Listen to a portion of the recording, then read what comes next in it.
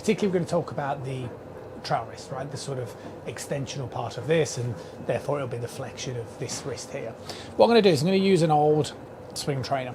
Lots of you have probably purchased this in your sort of golfing life. It's known as a swing guide. Very accessible online. It's essentially just a plastic mold. What I'm going to do is I'm going to place it quite high up the handle, and I'm going to have it in line with the club face in the address position. Now, the first thing that happens, you see, is when we hold the golf club, there'll be a little bit of shaft lean in terms of the butt of the club will be slightly ahead of the club head.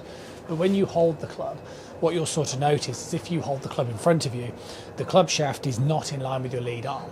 And what that just basically means is the swing guide is not pointing in relation to my left arm, okay, as we hold the club. Now, arguably, you could start with it, okay, in line with the lead arm, but the problem that you'd have is the club face would open. The other problem that you would have is the club would start behind the ball.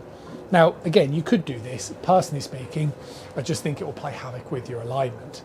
I think if you start the club head in this type of position here, all that's going to end up happening is you might sort of think to yourself, well, I'm pre-setting the wrist hinge, but I think it's going to add more complexity than it's going to solve. So that's what you're looking for. And this basically just means that in the backswing position, you're going to want to introduce an element of wrist hinge. Now, the thing is about this wrist hinge is it's subtle, right?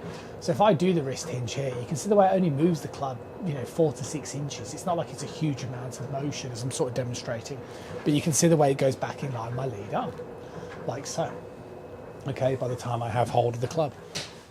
And essentially that's it. Now, one of the misconceptions that I tend to see is that golfers tend to think, well, if I introduce more flexion, it will close the club face more. Okay, so if I was to do this, but the problem is it's not. What flexion is actually doing is opening the face, not closing it. And we know that from the point that I made earlier. So we know that if I was to start with the club shaft in line with my lead arm, the club face, as you would, practice with, is open, right, relative to the target line.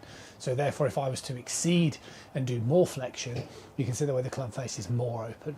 Now, the question would be then, well, why with some professional golfers, Jon Rahm and even, but even myself, I introduced an element of increased flexion.